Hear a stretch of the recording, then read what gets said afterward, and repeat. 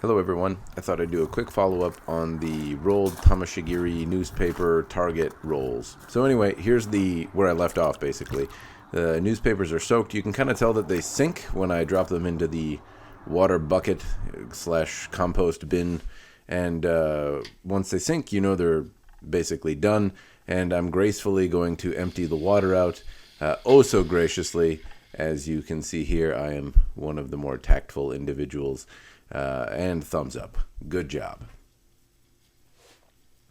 Now I'm going to pick up the targets and clean them up so I don't get yelled at for making a big mess.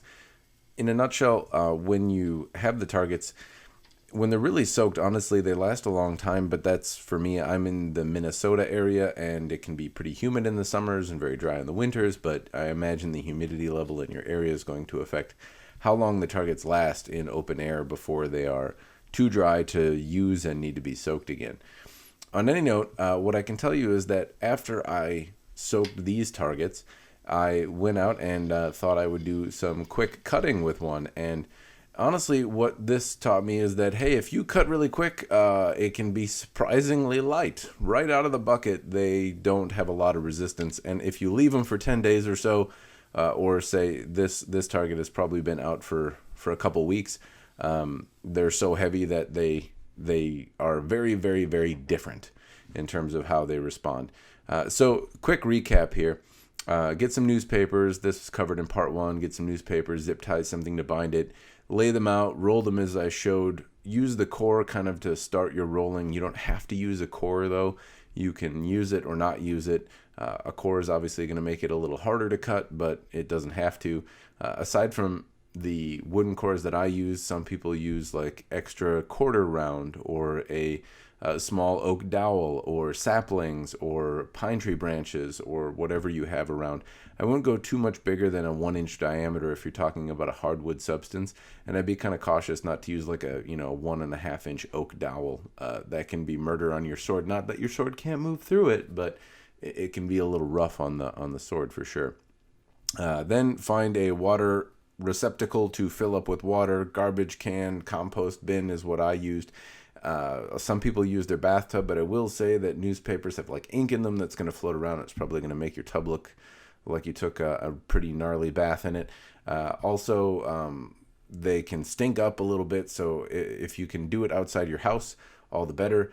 Sometimes like the basement sink, if you fill it up halfway, the water will start soaking and you can turn them around after 12 hours or so, and that can also do it if you can get it partially submerged in something.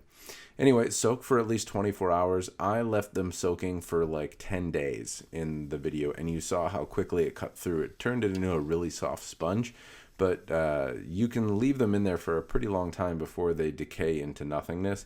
I've forgotten them in there for a couple weeks, and they've come out usable, especially if I dry them for a little bit.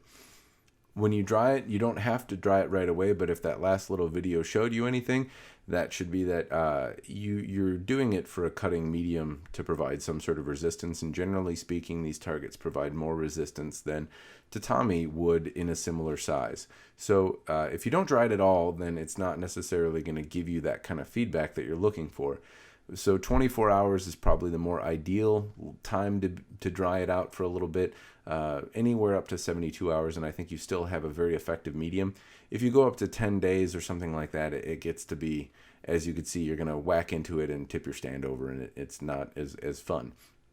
Anyway, that's all I've got for you. I hope the follow-up helped out a little bit. Have fun, be careful, and clean up after yourself, because it looks like a piñata pooped all over the floor after you're done doing this. It makes a giant mess and makes confetti everywhere. You have a hell of a time doing it, but keep in mind, she's a messy one. Thanks for watching. I hope you found this semi-relevant or useful. Have a good day, and subscribe if that's a thing that you want to do. Cheers.